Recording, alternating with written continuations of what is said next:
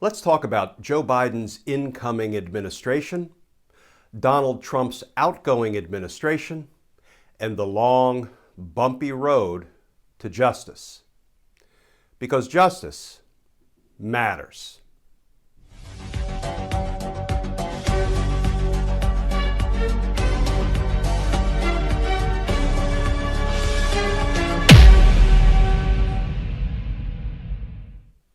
Hey all, Glenn Kirshner here.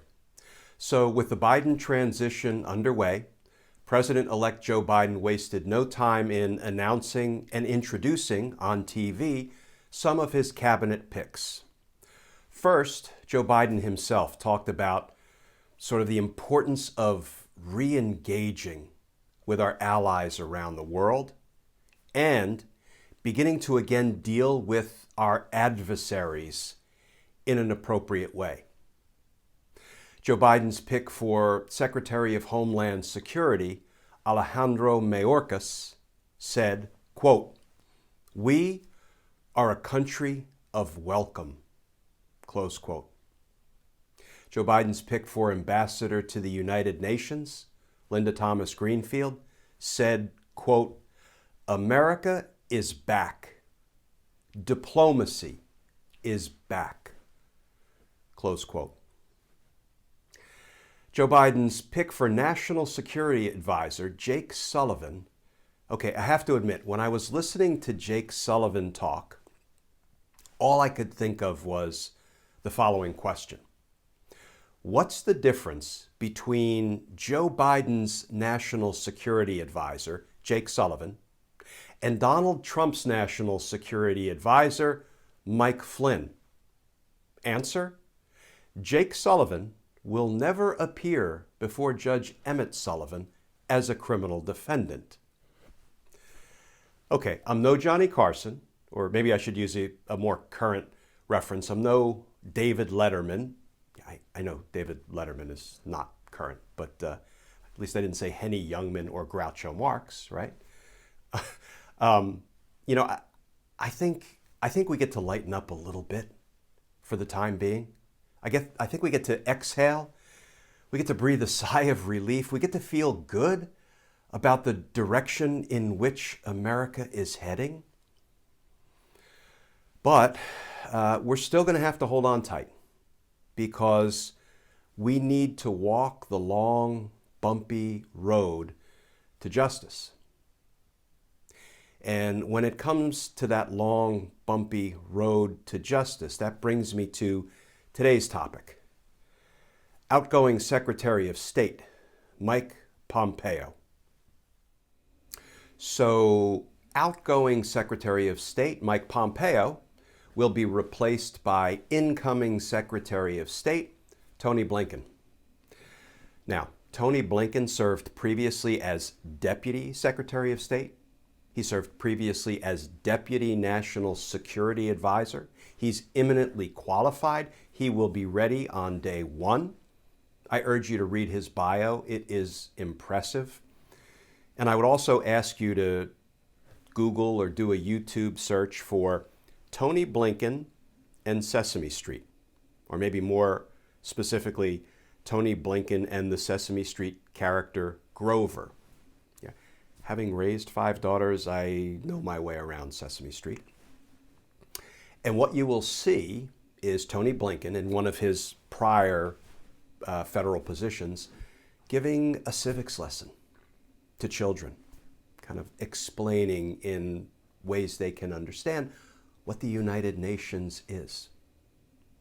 You know, I maintain that kind of outreach by our high government officials is as inspirational as it is valuable. Now let's go back to Mike Pompeo for a minute. And I'm going to run through a quick chronology, and I'm going to ask you to follow the bouncing corruption, because this is a story of corruption that tells itself in about 5 headlines. You may recall Mike Pompeo did an arms deal. I am generously going to call it a shady arms deal, $8 billion worth, with Saudi Arabia, doing an end run around Congress. Here are some of the headlines coming out of that shady arms deal. This from ABC News.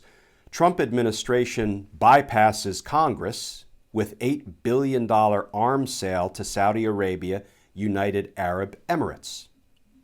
Politico adds for good measure, weapons worth $8 billion headed to Middle East over Congress's objection. So next thing you know, the Inspector General for the State Department, that is the internal watchdog, the person looking for crimes, for corruption, for fraud, waste, and abuse inside the State Department, opens an investigation into Pompeo's shady arms deal with the Saudis. Next headline. From the Business Insider, State Department watchdog fired by Trump was investigating Pompeo's decision to expedite an $8 billion arms sale to Saudi Arabia. So not long after Inspector General Steve Linick starts to investigate Mike Pompeo, it's reported that Trump fires Steve Linick. But it turns out that wasn't entirely accurate. Because Mike Pompeo said Trump fired Steve Linick. Mike Pompeo said, I didn't know anything about the guy that was investigating me being fired. Yeah, until Donald Trump couldn't stick with the script. And during a news conference, when asked why you fired Mr. President, why you fired Inspector General Steve Linick, he said, I never met the guy. Mike Pompeo told me to fire him.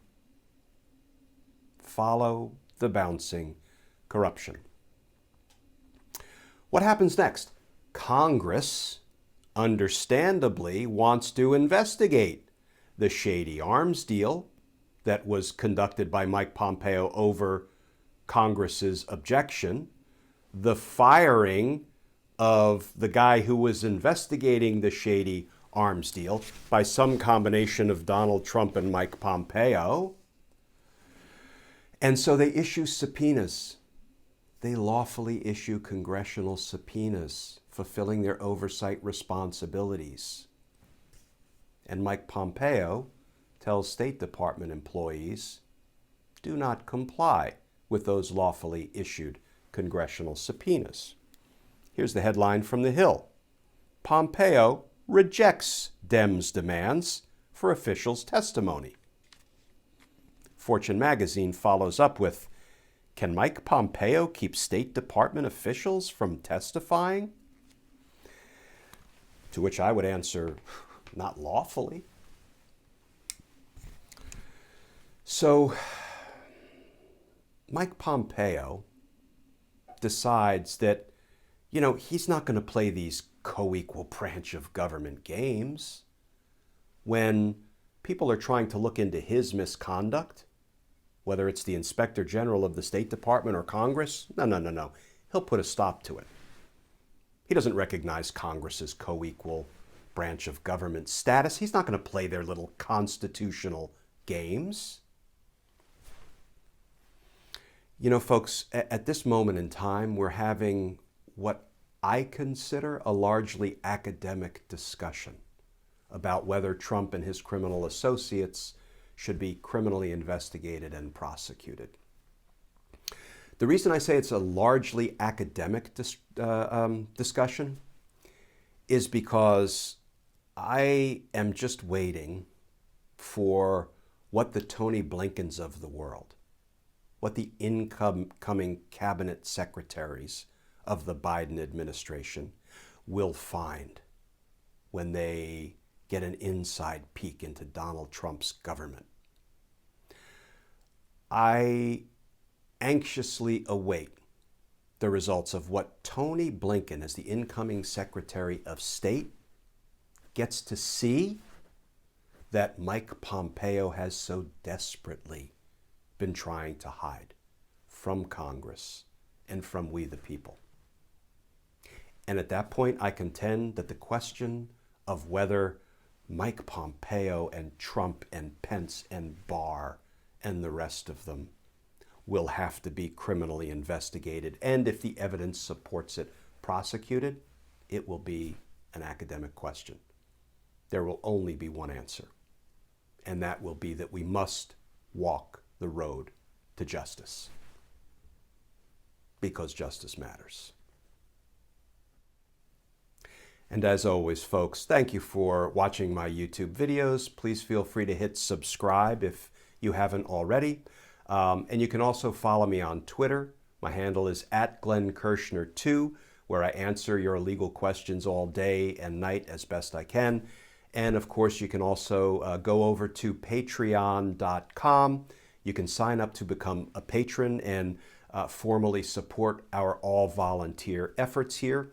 And if you go to patreon.com and sign up to become a patron, a Team Justice member, I will send you a couple of Team Justice stickers with a handwritten, personalized note of thanks for your support. So, as always, folks, please stay safe. Please stay tuned. And I look forward to talking with you all again tomorrow.